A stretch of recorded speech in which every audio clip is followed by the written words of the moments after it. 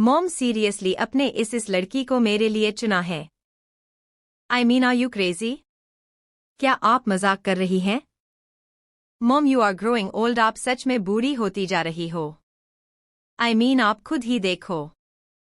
क्या सोचकर आपने इसे मेरे लिए पसंद किया है mom? I mean look at me, I am so damn handsome, charming, dashing, good looking, जिसकी एक झलक पाने के लिए लड़कियां जान पर खेलने से भी पीछे नहीं हटती हैं। उसके लिए आपने इस लड़की को पसंद किया, अपने देखा भी है, इसे आंखों पर चश्मा, 2 चोटियां बनाई हुई और तो और मोटी भी है। मॉम ये मजाक नहीं है तो और क्या है मॉम? एक लड़का बहुत ही इरिटेट होकर गुस्से में अपने माँ से यह सारी बातें कहता जा रहा था। हाँ, मुझे यही लड़की पसंद आई। तो और क्या करूं मैं, बता? क्या करूं मैं? वैसे भी पिछले 4 सालों से ना जाने कितनी ही लड़कियों की तस्वीर देख चुका है, कितनी सारी लड़कियों से मिल चुका है, लेकिन आज तक एक भी लड़की पसंद आई है तुझे? नहीं बोलना, बस एक लड़की बता दे जो तुझे पसंद आ गई हो, तो मैं सच कह रही हूँ, मैं उसी वक्त तेरी उससे शादी करवा दूंगी। लेकिन नहीं, पता नहीं कौन सी हूर परी का इंतजार कर रहा है तू। अगर ऐसा ही चलता रहा ना तो सच बता रही हूँ मैं कि वो दिन दूर नहीं जब तू खुद बूढ़ा हो जाएगा और तब दूसरी लड़कियों को तो छोड़िए, ये जिसे अभी अभी तू मोटी कह रहा था ना, ये भी तुझे रिजेक्ट कर देगी। वैसे भी तू 27 साल का तो हो ही गया है। याद भी है तुझे? उस लड़के की माँ ने निराश होते हुए कहा। ओ कॉमन माय स्वीट मदर, ऐसा कभी कुछ भी नहीं होगा। दुनिया में वो लड़की ही पैदा नहीं हुई जो आर्यमन अग्निहोत्री को रिजेक्ट कर दे। तो आप एकदम बेफिक्र रहिए और रिलैक्स हो जाइए।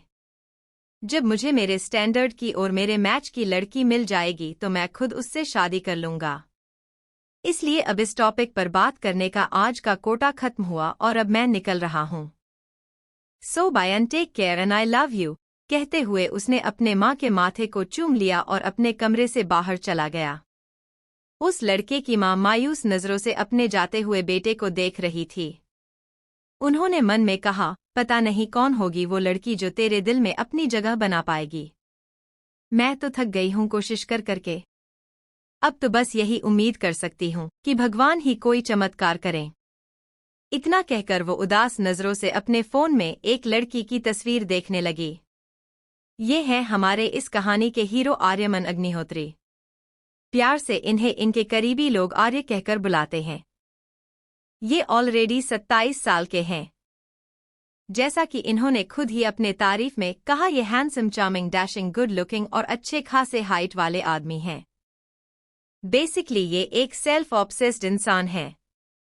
वो औरत जो इस लड़के के कमरे में थी वो उसकी मां मिसेस प्रेमलता अग्निहोत्री हैं। ये इंडिया के टॉप 5 बिजनेसमैन में से एक मिस्टर अक्षित अग्निहोत्री की पत्नी और अग्निहोत्री अंपायर के एक लौते वारिस आर्यमन अग्निहोत्री की मां हैं। एमआर अक्षित अग्निहोत्री यानी कि आर्य के पिता इंडिया के टॉप 5 और दुनिया के टॉप 10 बिजनेसमैन में से एक हैं। अग्निहोत्री अंपायर ने पूरी दुनिया में अपना बिजनेस फैला रखा है।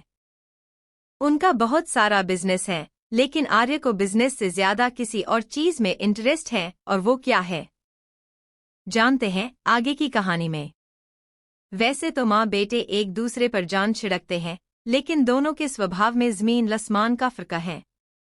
जहाँ प्रेमलता जी एक बहुत ही दयालु, हंसमुख, सबसे प्यार से बात करने वाली, सबको इज्जत देने वाली औरत है, वहीं उनका ये बेटा खुद में ही मगरूर, जिद्दी, घमंडी और रूड इंसान है। दरअसल ये जनाब खुद को लेकर इतना ऑब्सेस्ड है कि इनको लगता है इस दुनिया में चाहे जैसी भी लड़की हो, भले ही वो खूबसूरत हो या ना हो, पर अगर एक बार उस लड़की ने उसे देख लिया तो जरूर ही उसके प्यार में पड़ जाएगी। इन जनाब को ये भी लगता है कि उसके साथ जिस लड़की की शादी होगी उसे देख दुनिया यही कहने पर मजबूर हो जाए कि this match is made in heaven. बाकी ये बंदा दिल का कैसा है, ये तो आगे की स्टोरी में ही पता चलेगा। तो अब बताते हैं आज जो हुआ उसके बारे में। दरअसल आज भी बाकी और दोनों की तरह प्रेमलता जी सुबह के नाश्ते के बाद अपने बेटे को एक लड़की की तस्वीर दिखाने के लिए उसके कमरे में गई। आर्य उस वक्त किसी काम पर जाने के लिए तैयार हो रहा था। प्रेमलता जी जिस लड़की की तस्वीर आर्यमन को दिखाने के लिए लेकर आई थी वो लड़की उसके लिए एकदम परफेक्ट थी। उसे लड़की की हाइट, फिगर, क्वालिफिकेशन, स्टैंडर्ड सब कुछ आर्य से बिल्कुल परफेक्टली मैच हो रहा था। लेकिन आर्य ने उसे देखते ही रिजेक्ट कर दिया। तो प्रेमलता जी भी गुस्से में उनके फोन पर से ऐसे ही रैंडमली किसी दूसरी लड़की की तस्वीर आर्य को दिखा दिया। ये वही तस्वीर थी जिसे देख आर्य भड़क गया और खुद का बखान करते हुए अपनी मॉम को ढेर सारा लेक्चर दे दिया। फिर वो अपने माँ को दिलासा देते हुए अपने काम के लिए निकल गया और प्रेमलता जी उसके ही कमरे में बैठकर उसे जाते हुए देखती रही। फिर अपने हाथों में फोन को लिए उस तस्वीर को देख मन ही मन बोली, पता नहीं कौन होगी वो लड़की जो तेरे दिल में अपनी जगह बना पाएगी। मैं तो थक गई हूँ कोशिश कर करके। अब तो बस यही उम्मीद कर सकती हूँ कि भगवान ही कोई चमत्कार करें। प्रेमलता जी आर्यमन के जाने के बाद उसके कमरे में ही बैठी थी। तभी उनका ध्यान अपने हाथ में पकड़े फोन पर गई। उन्होंने एक बार फिर से उस तस्वीर को देखा जिसे देख उनका बेटा इतना भड़क गया था। वो उस तस्वीर को देख मन ही मन बोली, पता नहीं मैंने भी क्यों ही उसे ये तस्वीर दिखा दी, जबकि मैं जानती हूँ अगर ये दुनिया की आखिरी लड़की भी हुई तब भी मेरा बेटा इससे तो बिल्कुल ही शादी नहीं करेगा। एक मिनट प्रेमलता, तुम भी ये क्या ही सोच रही हो? कहाँ ये बच्ची और कहाँ तेरा 27 साल का जवान बेटा? उफ, इसके शादी के चक्कर में लग रहा है कि मैं सच में ही पागल न हो जाऊं। लेकिन कुछ भी कहो, है तो प्यारी। चेहरा कितना प्यारा है और आंखें कितनी मासूमियत भरी हैं इन आंखों में। वैसे तो मुझे किसी के रूप से कभी भी कोई भी फर्क नहीं पड़ा है, पर तुम्हें देखकर लग रहा है काश कि तुम थोड़ी सी दुबली पतली होती और उम्र में थोड़ी और बड़ी होती तो शायद। इसके आगे वो और कुछ सोच नहीं पाती है और धीरे से मुस्कुरा देती है, लेकिन इस मुस्कुराहट में भी एक मायूसी झलक रही थी। वह अपने फोन को बंद कर देती है और अपने बेटे के कमरे से बाहर निकल जाती है। ना तो बड़ा और ना ही एकदम छोटा, एक मध्यम आकार का बगीचा जिसमें तरह तरह के ढेर सारे फूलों के पौधे लगे हुए थे। उसे बगीचे में और भी कई सारे पौधे लगे हुए थे, लेकिन उनमें से फूलों के पौधे सबसे ज्यादा लगे हुए थे, जिनमें काफी सारी रंग-बिरंगी तितलियां आकर बैठ रही थी। तभी वहां एक लड़की की आवाज की सुनाई देती है, जो उन फूलों और तितलियों से बातें कर रही थी। अरे कुछ तो बोलो, करोगी ना मेरी सिफारिश?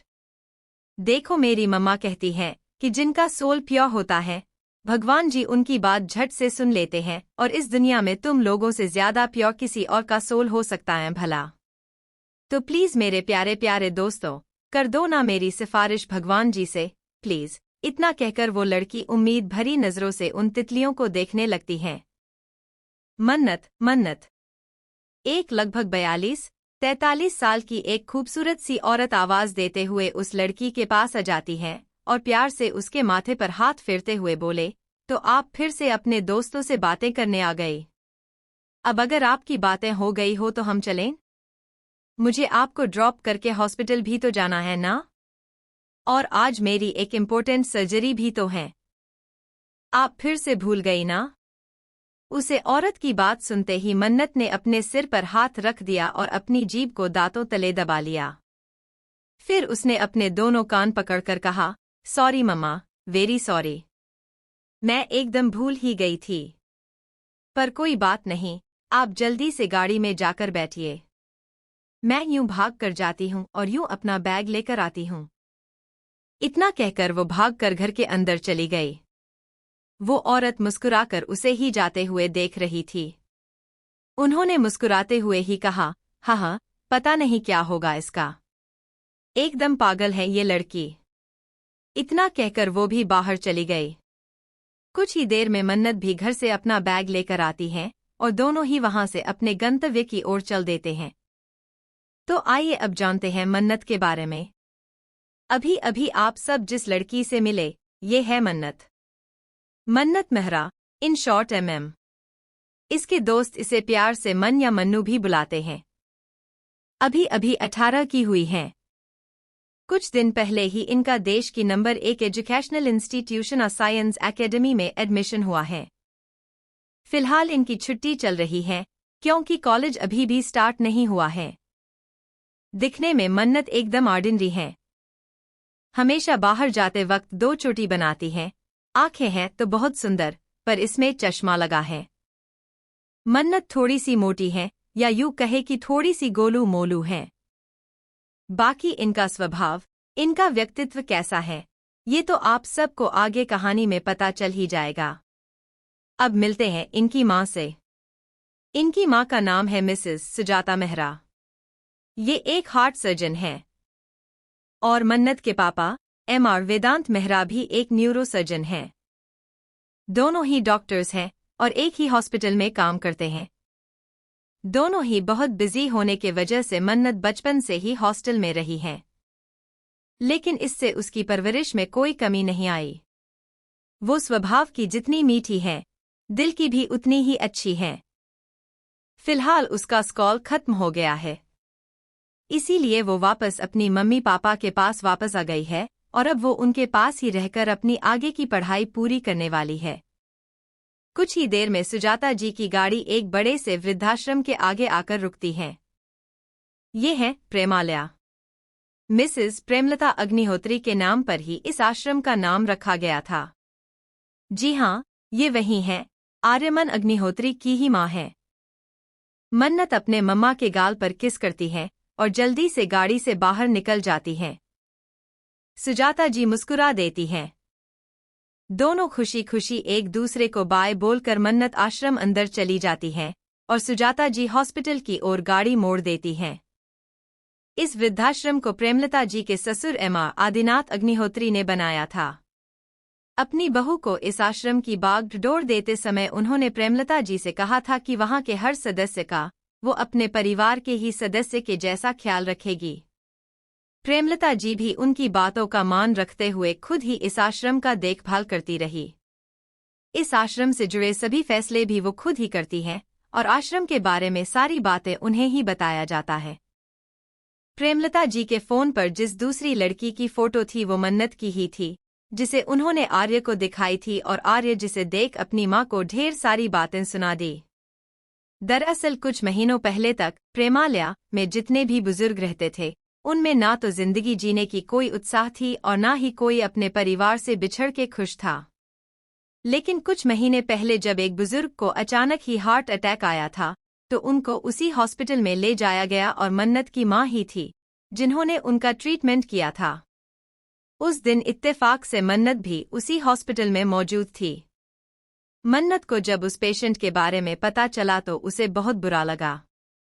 तब उसने ये डिसाइड कर लिया था कि वो अब से रोज कम से कम एक बार उस आश्रम में जाएगी और उन सभी बूढ़े लोगों के साथ कुछ समय बिताएगी, जिससे कि उन लोगों को भी थोड़ा अच्छा लगे। मन्नत ने जब से उस आश्रम में जाना शुरू किया, तब से उस आश्रम का माहौल भी बदलने लगा था।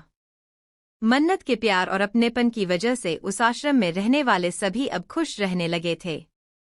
उनमें भी अब जिंदगी जीने की उम्मीद जाग उठा था। जब प्रेमलता जी को इस बारे में पता चला तो उन्होंने अपने किसी आदमी से उस लड़की की सारी इन्फॉर्मेशन निकालने को कहा, जिसकी वजह से उनके आश्रम की लोगों की जिंदगी बदलने लगी थी। प्रेमलता जी के आदमी ने तब मन्नत की सारी जानकारी और उसकी तस्वीर प्रेमलता जी को भेज दिया था और इसी वजह से उनके फोन पर मन्नत की तस्वीर थी। आश्रम के अंदर एक हॉल है जहां कभी कभी छोटे मोटे प्रोग्राम, किसी का बर्थडे सेलिब्रेशन, कोई एनिवर्सरी, भजन कीर्तन वगैरह होता था। मन्नत अपने दुपट्टे को एक तरफ से गांठ बांध लेती है। वो अपना चश्मे को ठीक करते हुए किसी को कुछ हिदायत दे रही थी। मन्नत, अरे बॉबी भैया, अरे क्या कर रहे हैं आप? अरे ये नहीं, अरे वो वाला फूलों की लड़ी लीजिए ना। बॉबी भैया, क्या इसे? ये वाला लूं क्या? मन्नत, हाँ बिल्कुल, बिल्कुल यही वाला लीजिए। बॉबी भैया, अच्छा, और कैसे? ऐसे? ऐसे लगाऊं? मन्नत, हाँ बिल्कुल ऐसे ही लगाइए। बॉबी भैया, अब ठीक है? एकदम परफेक्ट, मन्नत ने थम्स अप का साइन दिखाते हुए कहा। दरअसल आज मन्नत के आलोक दादू उसकी करुणा दादी को प्रपोज करने वाले हैं। जी हाँ, आप सब ने सही सुना।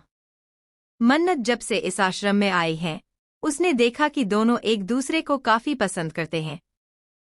लेकिन परिवार क्या सोचेगा, समाज क्या कहेगा, यही सब कुछ सोचकर वो दोनों ही अपने दिल की बात दिल में ही दबाकर रखे हुए थे। लेकिन कुछ दिन पहले कुछ ऐसे हुआ जिससे मन्नत कन्फर्म हो गई कि आलोक दादू करुणा दादी को पसंद करते हैं। उस दिन करुणा दादी का जन्मदिन था।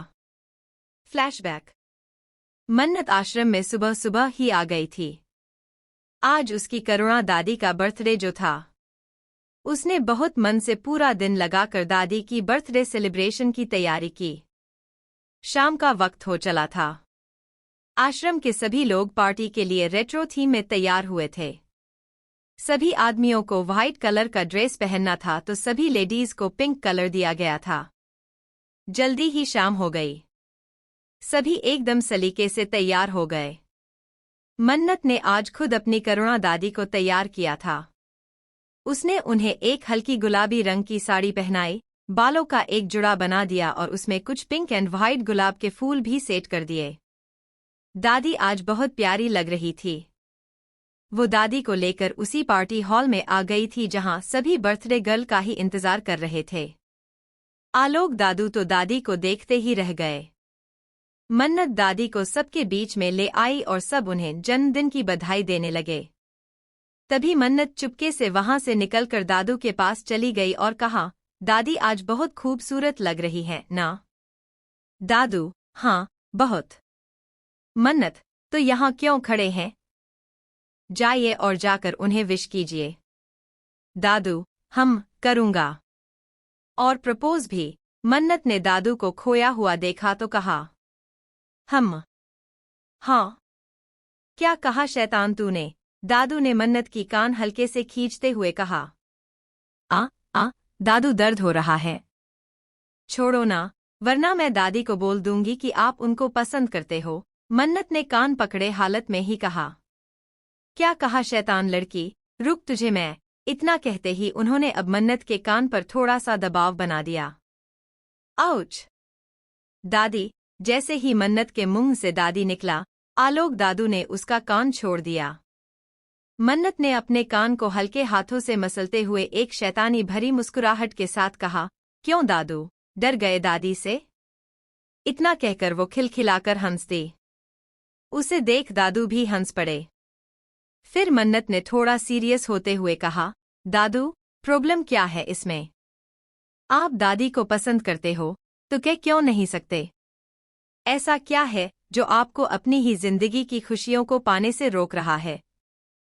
उसकी बातें सुनकर आलोक जी कहते हैं, नहीं बेटा, अब ये सब प्यार व्यार की उम्र नहीं रही। ये सब कुछ तुम बच्चों के लिए ही ठीक है। हाँ, मानता हूँ कि वो अच्छी लगती हैं, ठीक है, लेकिन ... और फिर हमारे परिवार वाले भी तो हैं। वो क्या कहेंगे? उन लोगों को अच्छा नहीं लगेगा। और ये समाज भी ऐसे रिश्ते को नहीं मानेगा। उनकी बातें सुनकर मन्नत उनकी ओर मुड़कर बैठ जाती है। वो उनकी दोनों हाथों को पकड़कर कहती है, दादू, और कब तक यूं ही दूसरों के बारे में सोचकर अपनी खुशियों का गला घोटते रहेंगे? दादू, कौन सी फैमिली की बात कर रहे हो आप? वो फैमिली जो आज तक कभी यहाँ आए हो नहीं? हाँ, शायद कभी फोन करके हाल चाल पूछ लिया होगा। लेकिन क्या इतना ही काफी है? आई एम सॉरी दादू, मैं आपको हर्ट नहीं करना चाहती हूँ। मैं बस यही बोल रही हूँ कि जब से मैं यहाँ आ रही हूँ, मैंने एक बार भी ना तो आपकी फैमिली को आपसे मिलने आते देखा और ना ही कभी दादी की फैमिली उनसे मिलने आई है। और पता नहीं वो लोग कब आएंगे? दादू, कड़वी सच्चाई यही है कि आप लोगों की फैमिली ने आप लोगों को छोड़ दिया है। और मान लो अगर वो आपसे सच में प्यार करते हैं, तो वो खुद इस रिश्ते से खुश होंगे। क्योंकि वो समझेंगे आपको तन्हाई को। क्योंकि अगर मैं उनकी जगह होती और मेरे पास आपके लिए वक्त नहीं होता, तो मैं तो जरूर चाहती कि आपकी जिंदगी में कोई हो जो आपकी तन्हाई को बांट सके। और रहा सवालिया समाज का, तो समाज तो हर हाल में आपको क्रिटिसाइज ही करेगा। समाज की तो फितरत ही यह है कि वो हर सही हो रही चीज को रोक और उसे गलत ठहराए। तो आपके मामले में भी समाज कुछ ना कुछ हंगामा तो करेगा ही, वरना समाज के पेट में गुड़गुड़ ना मच जाए। आलोक दादू उसकी ओर हैरत भरी नजरों से देख रहे थे।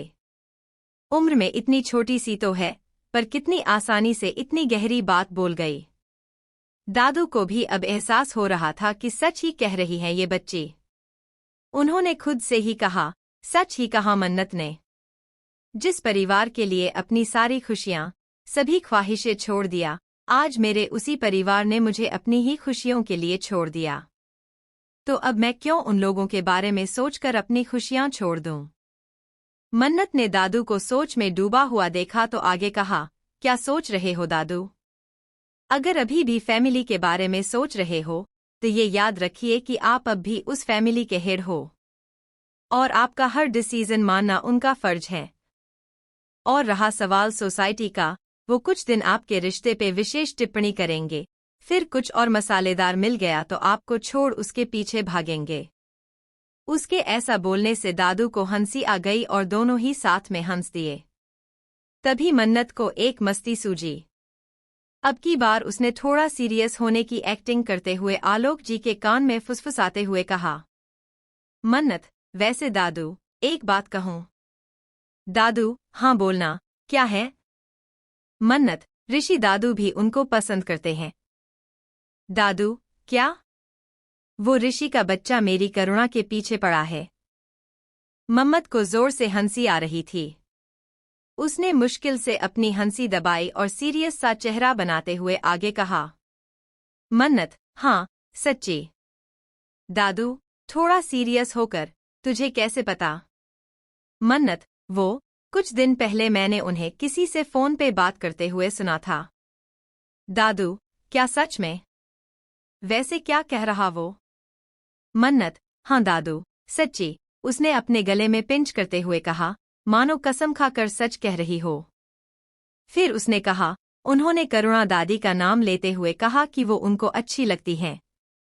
दादू, ऐसा नहीं होगा। ये ऋषि बुढ़ा मेरी करुणा को प्रपोज करे उससे पहले मैं ही करुणा को प्रपोज कर दूंगा। मन्नत, ये हुई ना बात। दादू, एक बात तो बता। मन्नत, पूछो पूछो। दादू, वो मानेगी? मन्नत, नहीं भी माने तो हम मनाएंगे। पर दिलवाले दुल्हनिया तो हम ही लेकर जाएंगे। इतना कहकर उसने दादू को हाई फाइव दे दिया। ऐसे ही प्यार और समझदारी से दादू को समझाने से दादू भी मन्नत की बात को समझ गए और अपने लेडी लव को प्रपोज करने के लिए आखिरकार मान ही गए। उस दिन वहां कोई और भी था, जिन्होंने मन्नत को दादू को इस तरह से समझते हुए देखा था। मन्नत जब उस दिन दादाजी को समझा रही थी कि दूसरों के बारे में सोचकर नहीं बल्कि खुद के बारे में सोचकर अब जीना चाहिए, तो इस वक्त वहां पर प्रेमलेट जी भी थी। उन्होंने मन्नत की सारी बातें सुन ली थी। उस दिन दादी के बर्थडे पर वो भी गेस्ट के तौर पर आई थी। उनको मन्नत बहुत समझदार और सुलझी हुई लड़की लगी। उन्होंने आह भरते हुए खुद ही मन में कहा, काश कि मेरा बेटा लड़कियों की सूरत नहीं बल्कि सीरत देखता। आज का दिन मन्नत दादी को अच्छे से तैयार करके हॉल में ले आई जहां दादू उनका हाथों में लाल गुलाब का फूल लिए इंतजार कर रहे थे। मन्नत ने पहले से दादी को कुछ नहीं बताया। दादी को तो लग रहा था कि मन्नत उनको कहीं ले जाने वाली है, क्योंकि मन्नत ने उनसे ऐसा ही कुछ कहा था। मन्नत दादी को दादू के पास ले आई तो दादू ने दादी को लाल गुलाब का फूल देते हुए कहा, करुणा जी, अब हम लोगों की वह उम्र तो नहीं रही कि जब एक दूसरे की आंखों में आंखें डालकर एक दूसरे का हाथ पकड़कर ये कह सकूं कि करुणा, मैं तुमसे बहुत प्यार करता हूं। क्या तुम भी मुझसे प्यार करती हो? इतना सुनते ही करुणा दादी के गाल शर्म से गुलाबी होने लगे। उनको बहुत शर्म के साथ अजीब भी लग रहा था। इस उम्र में उन्होंने ऐसी किसी बात की उम्मीद नहीं किया था। वो अपने चारों ओर एक बार नजरें घुमाकर देखते हैं और फिर अपनी नजरें झुका लेते हैं। दादू उनको देखकर आगे कहते हैं, करुणा जी, अब हम सभी जिंदगी के आखिरी पड़ाव पर है। सब लाइन लगाकर अपनी बारी का इंतजार कर रहे हैं कि कब ऊपर वाले का बुलवा आए और हमारी जिंदगी का सफर खत्म हो। पर ये जो आखिरी सफर है ना, अब अकेले और नहीं काटा जाता। अब किसी का हाथ थाम कर इस सफर में आगे बढ़ना चाहता हूँ, जिससे कि थकान थोड़ी कम हो। और मेरे इस सफर में मेरे हमसफर मुझे आपसे अच्छा कोई नहीं मिल सकता है। आप पर कोई जोर नहीं है। मैं जानता हूँ उम्र के इस पड़ाव में आकर आपके लिए शायद ये फैसला लेना मुश्किल हो सकता है, लेकिन यकीन मानिए मैं आपके हर फैसले को दिल से अपनाऊंगा। और हम दोस्त पहले भी थे और आगे भी रहेंगे। इससे हमारी दोस्ती में कोई अंतर नहीं होगा।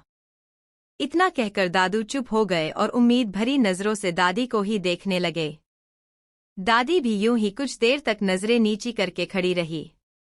दादू को लगा कि शायद उनकी तरफ से ना है, तो दादू ने दुखी मन से हल्का सा मुस्कुरा कर कहा, कोई बात नहीं है, मैं समझ सकता हूँ। इतना कह वो मुड़कर जाने ही वाले थे कि दादी ने कहा, पर मैंने तो अब तक कुछ कहा ही नहीं। आलोक दादू के मुड़ते हुए कदम वहीं रुक गए। उन्होंने दादी को और सवालिया नजरों से देखा तो दादी ने आगे कहा, अगर आपने कुछ दिन पहले यह प्रस्ताव दिया होता तो शायद मैं भी मना ही कर देती, लेकिन अब। इतना कहकर वो एक बार मन्नत की ओर देखती है, जो उन दोनों से थोड़ी दूरी पर खड़ी हल्के से मुस्कुरा रही थी। दादी ने अपनी बात को आगे बढ़ाते हुए कहा, लेकिन अब ऐसा नहीं है। किसी ने मुझे अच्छे से समझा दिया है कि अब तक मैं सिर्फ अपनी जिंदगी काट रही थी, पर अब जिंदगी के इस आखिरी पड़ाव पर मुझे भी अपनी जिंदगी जीनी चाहिए, ना कि काटनी। और अगर ऐसे में मुझे आप जैसा हमसफर मिल जाए तो ये जिंदगी और भी खूबसूरत हो जाएगी। तो क्या इसका मतलब तुम्हारी हाँ है? दादू ने एक साथ दोनों खुश और आश्चर्य होते हुए पूछा। उनकी आंखों में एक चमक सी आ गई। करुणा दादी ने मुस्कुराकर हाँ में अपना सिर हिला दिया और कहा, हाँ, मुझे आपका हमसफर बनकर जिंदगी की इस आखिर सफर में आपके साथ चलने में खुशी होगी। फिर उन्होंने मन्नत की ओर देखते हुए कहा, बहुत जी लिया जिंदगी दूसरों को बारे में सोचकर, अब थोड़ा खुद के लिए भी जी लो। आलोक दादू दादी को यूं मीरा की ओर देखकर कहते हुए समझ गए थे कि हो ना हो मन्नत ने ही उन्हें समझाया होगा और उनका ये सोचना कहीं न कहीं सही भी था। उन्होंने दादी से पूछा कि मन्नत ऐसा भी क्या कहा जो वो इतनी आसानी से मान गई। तो दादी ने भी मजाकिया अंदाज में कहा, अच्छा तो आपको इस बात से बुरा लग रहा है कि मन्नत ने मुझे इतनी जल्दी कैसे मना लिया? तो ठीक है फिर, अब मैं भी नहीं मानती। आप थोड़ा और परेशान रहिए। अरे नहीं नहीं, मैंने ऐसा कब कहा? वह तो मैंने बस यूं ही पूछ लिया था, क्योंकि मैं जानता हूँ ये तो बस मन्नत ही कर सकती है। दादू ने झट से अपनी बात संभालते हुए मन्नत से फुसफुस के पूछा। दादू को ऐसे हड़बड़ाते हुए देख मन्नत और दादी पहले तो एक दूसरे को देखते हैं और फिर खिलखिलाकर हंस देते हैं। फिर दादी दादू को उस दिन की बात बताने लगते हैं जो भी कुछ मन्नत ने उनसे कहा था। फ्लैशबैक। दरअसल दादी के बर्थडे वाले दिन जब मन्नत को पता चला कि दादू दादी को पसंद करते हैं, तो उसने अगले दिन ही दादी से बात करने का मन बना लिया और जैसा कि उसने सोचा था, उसने दादी को भी दादू की तरह शांति से और समझदारी के साथ समझाया। उसने दादी से भी यही कहा कि उनको उनकी जिंदगी जीने का पूरा हक है। जब फिर भी दादी थोड़ी दुविधा में दिखी कि परिवार वाले क्या सोचेंगे, वो लोग क्या कहेंगे, तब मन्नत ने उन्हें समझाते हुए कहा, माफ करना दादी, पर आप किस परिवार के बारे में सोचकर अपनी खुशियों को छोड़ रही है? उस परिवार जिसने आपको छोड़ दिया? वरना आप ही कहिए ना, आपके पास तो सभी डॉक्यूमेंट्स थी ना, पासपोर्ट भी था, तो फिर क्या प्रॉब्लम थी आपको साथ ले जाने में? दादी, आपको छोड़कर जाना उन लोगों की मजबूरी नहीं, मर्जी है। तो फिर आप क्यों अपनी मर्जी से किसी का हाथ नहीं थाम सकती? क्या सिर्फ हर महीने आपके अकाउंट में पैसे डाल देने से सारी जिम्मेदारियां खत्म हो जाती हैं? फिर तो माफ कीजिए दादी, लेकिन आप में और अनाथ आश्रम के बच्चों में कोई फर्क ही नहीं रह गया है। उन लोगों को भी तो गवर्नमेंट या किसी एनजीओ की तरफ से पैसे मिलते हैं ना, तो फिर उनको क्यों अनाथ कहा जाता है? क्यों कहते हैं कि उनका कोई परिवार नहीं है? क्योंकि परिवार सिर्फ पैसों से नहीं बल्कि प्यार, अपनापन, अपनों के साथ से बनता है। और जब ये सब ना हो तो परिवार कैसा? इसीलिए कहती हूँ दादी, इस दोगले परिवार की मुंह से निकल आइए, छोड़ दीजिए इस दोगले परिवार को और अपना लीजिए उस इंसान को जो सच में आपका परिवार बनना चाहता है। थाम लीजिए उस हाथ को जो आपकी आगे की सफर को खुशनुमा बना दे। दादी, दादाजी यानी आपके जो हस्बैंड थे, आज वो इस दुनिया में नहीं है। पर वो जहाँ कहीं भी हैं, क्या आपको यूं उदास होकर जीते देख खुश रह पाएंगे? वो तो हमेशा आपको खुश देखना चाहते होंगे। आज वो आपके साथ नहीं है, लेकिन अगर वो आपको खुश देखेंगे तो उनको भी तो अच्छा लगेगा ना। फिर चाहे आपको वह खुशी आलोक दादू के साथ ही क्यों ना मिले। आप कुछ गलत या कोई पाप तो नहीं कर रही हैं ना? तो फिर क्यों ही इतना सोच रही हैं? आप अपने हस्बैंड के लिए ही मान जाइए, और अगर आपके बच्चे इस बारे में कुछ भी कहते हैं तो आप उन्हें भी अपना फैसला साफ साफ बता देना ना। उन्हें भी तो पता चले आप अकेली लाचार नहीं हैं। Flashback ends. मन्नत के ऐसे समझने से दादी समझ गई थी, और आज इसीलिए उन्होंने भी आलोक दादू का हाथ थाम कर उन्हें खुशी खुशी अपना लिया। इस वक्त आश्रम में खुशी का माहौल था। सभी दादू और दादी को बधाई दे रहे थे। मन्नत एक केक मंगवाती है और दादू दादी को साथ में मिलकर केक काटने को कहती है। दोनों उसकी बात मानकर साथ में केक कट करते हैं। फिर मन्नत ने एक रोमांटिक सा गाना लगा दिया जिस पर दादू दादी को डांस करना था, लेकिन दादी थोड़ा शर्मा रही थी। ये देखकर मन्नत पहले तो खुद दादू के साथ डांस करने लगती है, और फिर दोनों जब डांस करते हुए दादी के सामने जाती है तो मन्नत दादी और दादी का एक एक हाथ पकड़कर दोनों के हाथों को जोड़ देती है और खुद वहां से निकल जाती है। फिर दादू और दादी एक साथ डांस करने लगते हैं। उधर मन्नत सबको केक और मिठाई खिलाने लगती है। आश्रम का माहौल एकदम खुशनुमा हो जाता है। और दूसरी ओर अपने लैपटॉप पर आश्रम की लाइव सेलिब्रेशन देखकर अपनी ऑफिस में बैठी प्रेमलता जी मुस्कुरा रही थी और मन ही मन मन्नत की तारीफ भी कर रही थी। मन्नत के माता पिता यूं तो खुद डॉक्टर्स हैं, लेकिन उन्होंने मन्नत को कभी भी डॉक्टर बनने के लिए फोर्स नहीं किया। उन दोनों ने ही अपनी बेटी को अपनी पसंद से कैरियर चुनने की पूरी आज़ादी दे रखी है। उन्हें पूरा भरोसा है अपनी लाडली बेटी पर कि वो अपनी जिंदगी के हर फैसले पर खड़ी उतरेगी। उधर मन्नत ने बहुत लगन के साथ अपनी पढ़ाई शुरू कर दी। आखिर उसे ना अपना बोटानिस्ट बनने का सपना जो पूरा करना है, बल्कि अपने मम्मी पापा का सिर भी तो गर्व से ऊंचा करना है। आज मन्नत की बॉटनी प्रैक्टिकल की क्लास थी। इस कॉलेज में एक बड़ा सा एरिया लेकर एक बोटेनिकल गार्डन बना हुआ है, जहां सभी स्टूडेंट्स को प्रैक्टिकल करवाया जाता है। मन्नत भी अभी उसी गार्डन में है। क्योंकि अभी नया नया क्लास स्टार्ट हुए है तो प्रैक्टिकल का उतना प्रेशर नहीं है।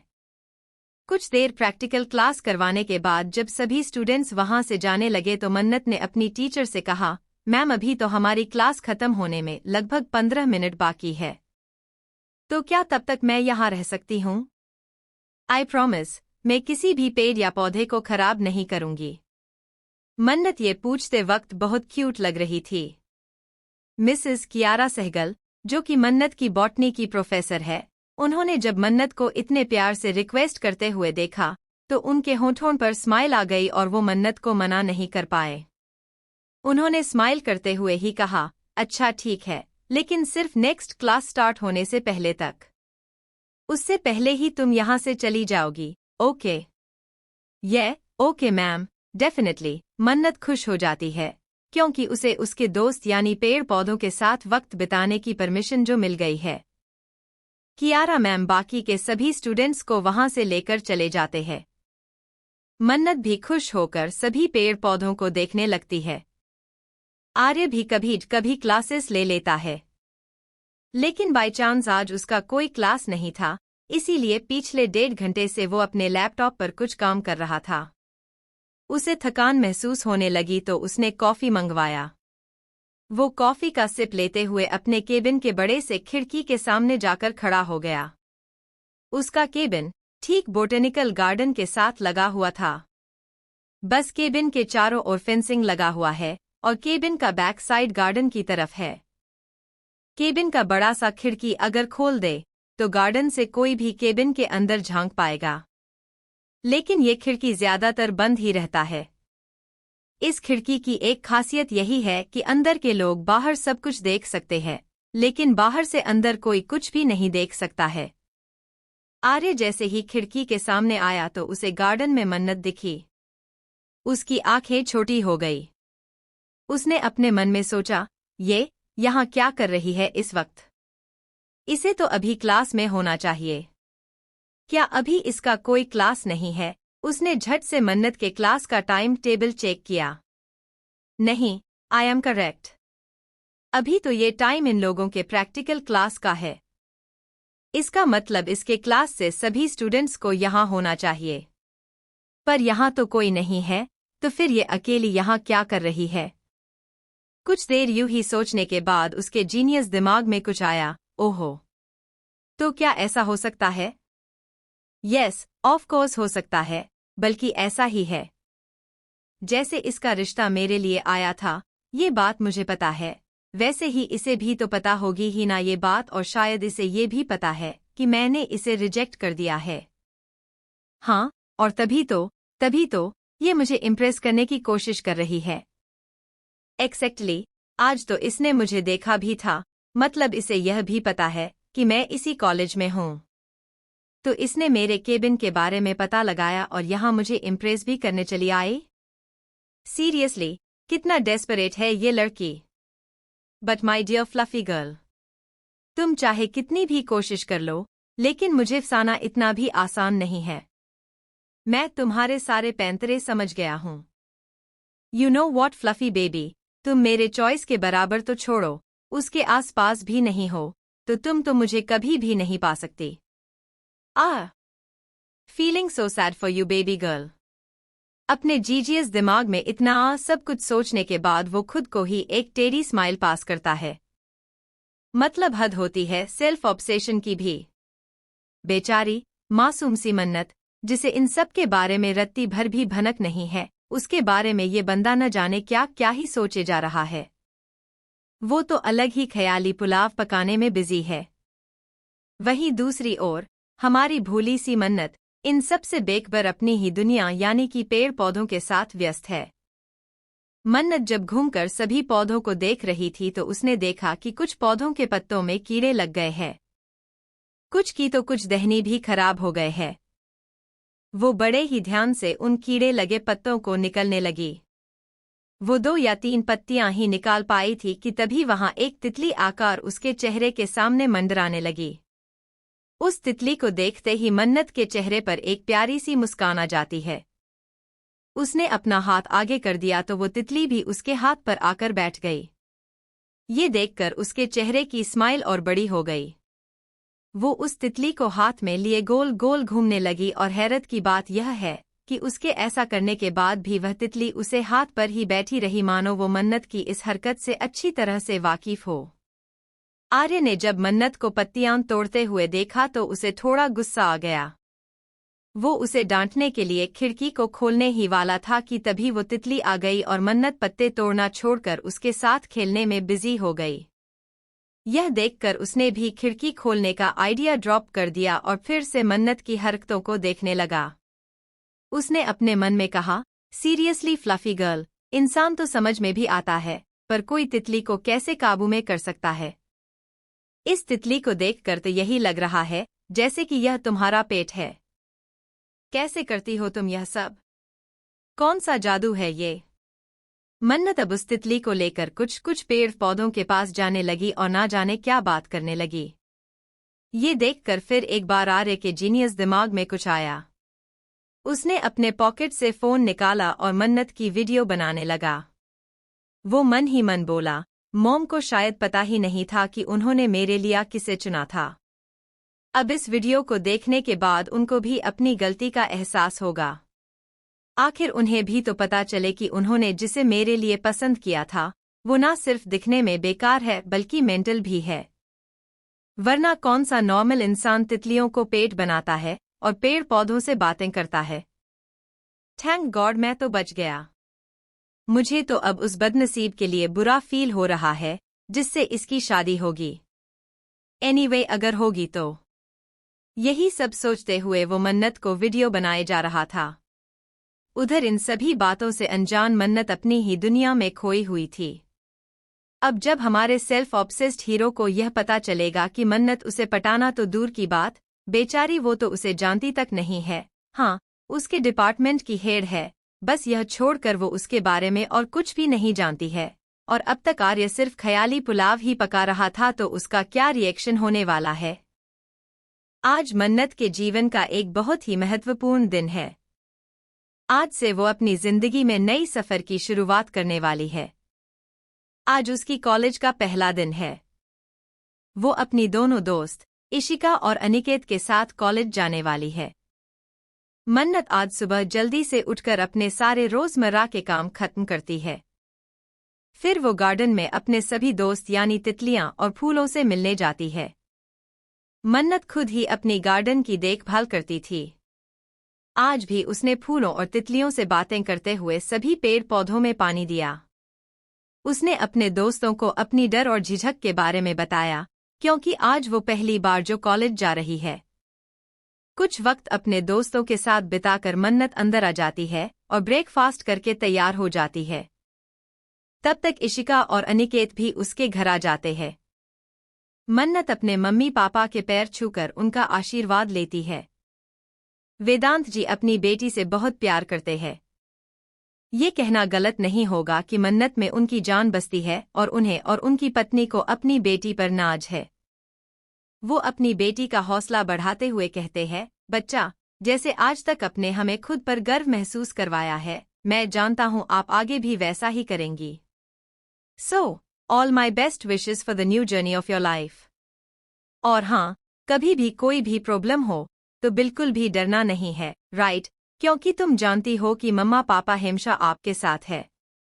तो बी ऑलवेज ब्रेव, ओके? मन्नत की मम्मी भी वहीं थी।